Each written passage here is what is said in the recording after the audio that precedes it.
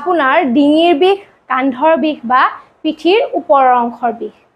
আৰু আপুনি দিনৰ দিনটো হালি হালি কাম কৰি থকাৰ ফলত আপোনাৰ পিঠিত কুজৰ দৰে অংশ এটাও বাঢ়ি আহিছে।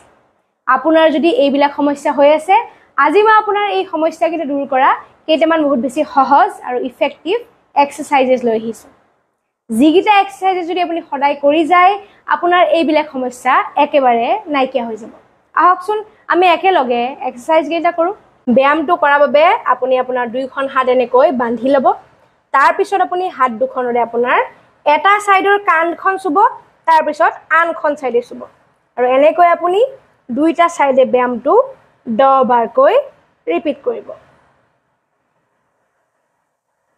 2 নম্বৰ ব্যায়ামটো কৰাৰ বাবে আপুনি আপোনাৰ হাত দুখন এনেকৈ মূৰৰ পিছফালে থ'ব। তাৰপিছত আপোনাৰ হাত দুখন এনেকৈ সন্মুখৰ ফালে লৈ যাব, তাৰপিছত এনেকৈ পিছফালে লৈ যাব। সন্মুখৰ ফালে নিব, পিছফালে লৈ যাব। আৰু এনেকৈ ব্যায়ামটো আপুনি 10ৰ পৰা 15 বাৰ ৰিপিট কৰিব। 3 নম্বৰ ব্যায়ামটোৰ বাবে আপোনাৰ হাত দুখন এনেকৈ পিছফালে ল'ব, তাৰপিছত হাত দুখন এনেকৈ চিধাকৈ দাঙি দিব।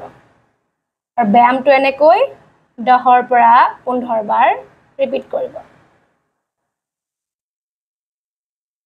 এই এক্সাৰচাইজেছ বা ব্যায়ামকেইটা আপুনি যদি সদায় কৰি যায়, আপোনাৰ ডিঙিৰ, কান্ধৰ আৰু পিঠিৰ ওপৰৰ অংশৰ সমস্যা একেবাৰে নাইকিয়া হৈ যাব।